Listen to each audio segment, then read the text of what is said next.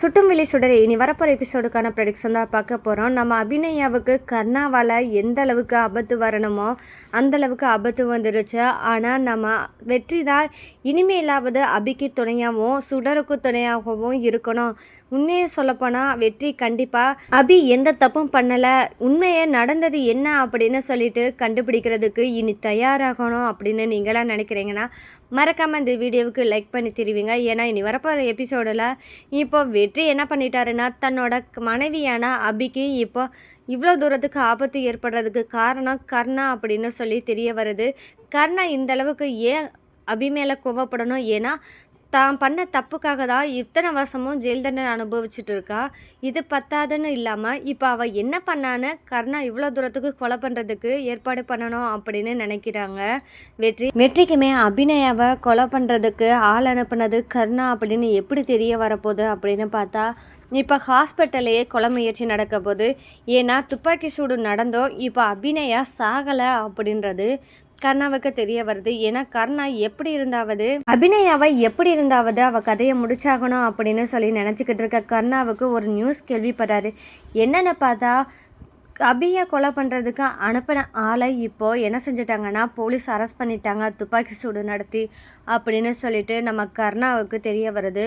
இனிமேல் அவனையும் உயிரோட வச்சுருக்கக்கூடாது, இந்த அபியையும் உயிரோட வச்சுருக்கக்கூடாது. அதனால் அபி என்ன நிலைமையில இருக்கான்னு தெரிஞ்சுக்கிறணும் அப்படின்னு சொல்லிட்டு நம்ம கர்ணா நினைக்கிறாரு. இந்த இடத்துல தான் அபிநயாவும் ஹாஸ்பிட்டலில் அட்மிட் ஆகியிருக்காங்க அப்படின்றது தெரிய வருது. அப்போ இன்னும் அவள் உயிரோட தான் இருக்காளா? அப்போ ஹாஸ்பிட்டலே அவள் கதையை முடிக்கிறது நல்லது அப்படின்னு சொல்லி கர்ணா அங்கேயும் ஒரு பிளான் பண்ணுறாரு. இந்த மாதிரி நேரத்தில் தான் நம்ம வெற்றி தன்னோட மனைவி இப்போ அடிபட்டு ஹாஸ்பிட்டலில் இருக்காளே, அவளுக்கு துணையாக நம்ம இருக்கணும் அப்படின்னு நினச்சிக்கிட்டு தான் நம்ம வெற்றி ராப்பகலாக தூங்காமல் காவ காத்துட்ருக்காங்க. முழுக்க தன்னோட சுடருக்காகவாது அபி வேணும் அப்படின்னு நினைக்கிறாரு வெற்றி. இந்த மாதிரி நேரத்தில் தான் அபியை கொலை பண்ணுறதுக்கான முயற்சிகள் நடக்குது. பாவம் நம்ம வெற்றி அந்த இடத்துல பார்த்துறாரு. அது யார் புதுசாக ஒரு நபர் போகிறாரு அப்படின்னு பார்த்து கண்டுபிடிச்சிடாரு. அந்த நபரை பிடிச்சி விசாரிக்கும் போது தான் என்னை அனுப்புனது கர்ணா அப்படின்ற உண்மையை சொல்கிறாங்க. இதை கேட்டதுமே வெற்றிக்கு வருது அவ்வளோ கோபம். ஏன் இதனால இப்போது இன்னும் கர்ணாவுக்கு கோபம் தீரலையா? இப்போ அபிநயாவை கொல்லணும்னு நினைக்கிற அளவுக்கு இப்போ அபிநயா என்ன பண்ணிட்டா அப்படின்னு யோசிக்கிற வெற்றி இப்போ போய் கர்ணா கிட்ட கேள்வி கண்டிப்பாக கர்ணாவுக்கு நம்ம தான் இப்போ அபியை காப்பாற்றிருக்கோம் அப்படின்றது தெரிய வரும். அது மட்டும் இல்லாமல் அபியை ஹாஸ்பிட்டலில் பார்த்துக்கிட்டு இருக்கோம் அப்படின்றது தெரிய வரும். அதனால் நம்ம எதுவுமே கேட்கக்கூடாது, கர்ணாவா வாயை திறந்து சொல்லும் போது அப்போ பார்த்துக்கலாம் அப்படின்னு சொல்லிட்டு வெற்றி நினைக்கிறாரு. இங்கே ஒரு பக்கம் லாயா பிரபாகரனுக்கு அபிக்கு ஏற்பட்ட ஆபத்தை பற்றி தெரிஞ்சு வேமா அபியை பார்க்குறதுக்காக ஹாஸ்பிட்டல் ஓடோடி வராரு. அங்கே பார்த்தா அங்கே சண்முகமும் அங்கே சுடரும் இருக்கிறத பார்த்ததுமே என்னாச்சு சண்முகம், எப்படி அபிக்கு அடிபட்டது, நீங்களாம் இருந்தீங்கல்ல, எப்படி நடந்துச்சு அப்படின்னு சொல்லி கேட்கும்போது தான் சண்முகம் என்ன சொல்றேன்னா, தெரியல சார், ஃபங்க்ஷன் எல்லாமே நல்லா தான் போய்கிட்டு இருந்து கரெக்டாக நம்ம அபிநயா மெடல் வாங்குற நேரத்தில் தான் அங்கே ஷூட்டிங்கே நடந்திருக்கு. இது எதிர்பார்க்காம நடந்தது சார்.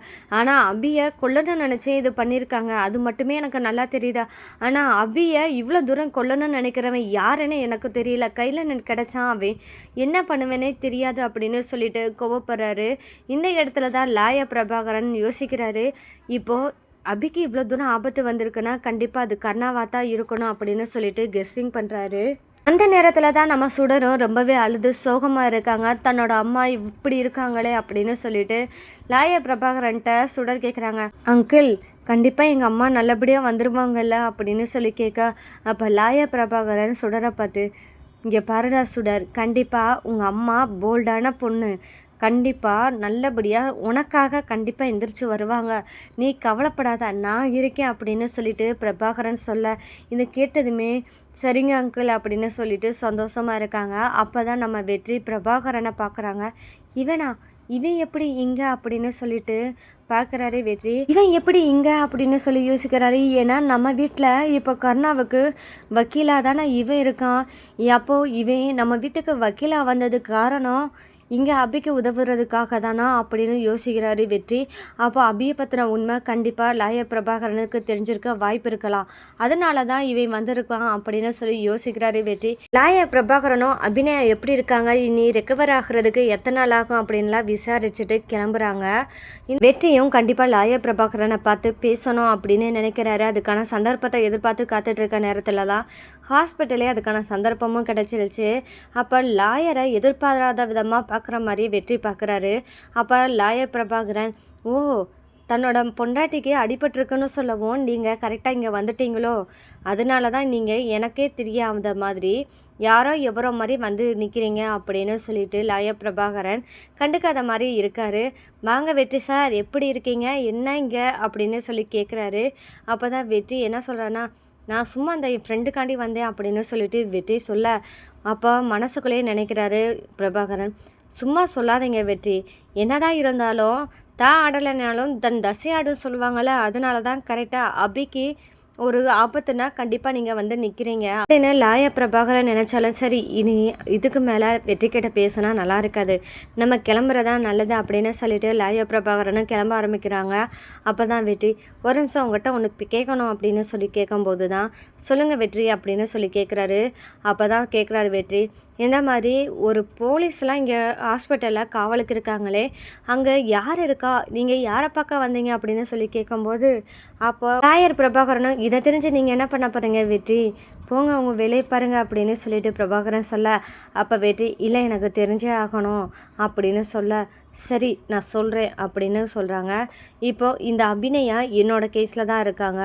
இவங்க ஒன்றும் இல்லை, இவங்களுக்கு ஒரு பெரிய ஆபத்தே காத்துக்கிட்டு இருக்கு. இவங்க பண்ணாத தப்புக்காக இத்தனை வருஷம் ஜெயில் தண்டனை அனுபவிச்சுட்டு இருக்காங்க அப்படின்னு சொல்லும்போது தான், அப்போ தான் வெற்றி கேட்குறாரு, பண்ணாத தப்புக்காக இத்தனை வருஷம் தண்டனை அனுபவிச்சுருக்காங்கன்னா நீங்கள் சொல்கிறது எனக்கு புரியலை அப்படின்னு சொல்லி வெற்றி கேட்க, லாயர் பிரபாகரனும் வெற்றி கிட்ட டைரெக்டாக சொல்கிறாங்க, இங்கே பாருங்கள் வெற்றி, அது யாருன்னு உங்களுக்கே தெரியும், அது உங்கள் மனைவி தான் அப்படின்னு உங்களுக்கே தெரியும், நீங்கள் எது கேட்குறதா இருந்தாலும் என்கிட்ட நேராகவே கேளுங்க, அபியை பற்றின உண்மையை நானே உங்களுக்கு சொல்கிறேன் அப்படின்னு சொல்லிட்டு பிரபாகரன் சொல்கிறாரு. உங்களுக்கு எப்படி தெரியும் அபிநயாவோட ஹஸ்பண்ட் நானே அப்படின்னு சொல்லி பிரபாகரன்ட்டு கேட்க, இங்கே பாருங்கள் வெற்றி, உங்களை பற்றின எல்லா டீட்டெயிலும் எனக்கு தெரியும், அபி எந்த தப்பும் பண்ணாமல் இத்தனை வருஷம் தண்டனை அனுபவிச்சிருக்காருன்னு தெரியும், எல்லாமே தெரிஞ்சு தான் நான் இப்போ சுடருக்காக கண்டிப்பாக அபிநயாவை வெளியே கொண்டு வரணும் அப்படின்னு நினைக்கிறேன்.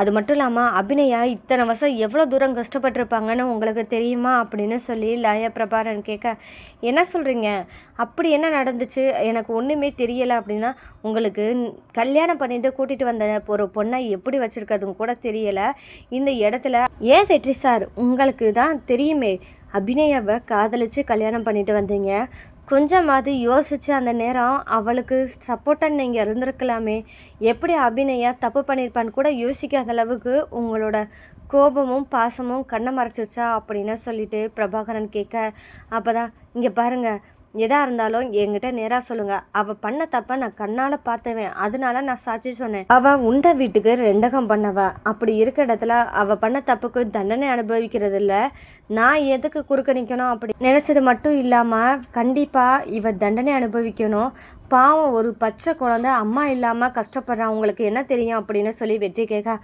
அப்போ பிரபாகரன், இங்கே பாருங்கள், உங்களுக்கு உண்மையே தெரியலை, உண்மையை சொல்லப்போனால் மகேஷோட அம்மாவான பார்வதியை கொலை பண்ணது அபி கிடையாது அப்படின்னு சொல்லிட்டு உறுதியாக சொல்கிறாங்க. உண்மையான குற்றவாளியே கர்ணா தான் அப்படின்னு சொல்லிட்டு பிரபாகரன் சொல்கிறாரு.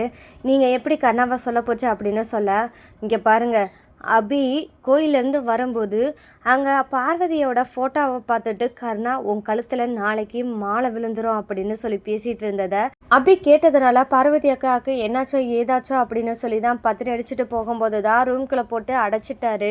அபியை ரூம்குள்ளே அடைச்சி போட்டதுக்கு அப்புறம் தான் பார்வதிக்கு ஏதோ நடந்திருக்கு, ஆனால் இதை பார்க்க தான் முடியல. அபிநயாவுக்கு இப்போ பார்வதியை கொலை பண்ணது யார் அப்படின்றது கூட கன்ஃபார்மாக சொல்லப்போனால் கர்ணா தான் கொலை பண்ணியிருக்க வாய்ப்பு இருக்குது அப்படின்னு அபிநயா சொல்லியிருக்காங்க. அதுக்கான எவிடன்ஸ் கண்டிப்பாக எனக்கு தெரிஞ்ச வரையில் மாணிக்கம் ஒருத்தனால் மட்டும்தான் கொடுக்க முடியும், அவனை தான் நான் தேடிக்கிட்டு இருக்கேன் அப்படின்னு சொல்லிட்டு பிரபாகரன் சொல்ல, அப்போ தான் வெற்றிக்கு உண்மை தெரிய ஆரம்பிக்குது. தாம் பொண்டாட்டியான அபியும் எந்த தப்பும் பண்ணலை, இவ்வளோ நாளாக கஷ்டப்பட்டுட்டு தன்னோட பொண்ணும் கஷ்டப்பட்டுட்டு இருந்திருக்கா அப்படின்னு சொல்லிட்டு, இனியாவது அபிநயாவுக்கு உதவி செய்வாரா, அபிநயாவை காப்பாற்றுறதுக்கு ஆதாரங்களை ரெடி பண்ண நம்ம வெற்றியும் உதவி செய்வாரா அப்படின்றதாங்க இனி வரப்போகிற எபிசோடில் ட்விஸ்ட்டாக இருக்க போது. இந்த மாதிரியான சுவாரஸ்யங்களை நீங்கள் தெரிஞ்சுக்கணும், மறக்காமல் நம்ம சேனலை சப்போர்ட் பண்ணி ஆதரவு தருவீங்க. மீண்டும் சந்திப்போம்.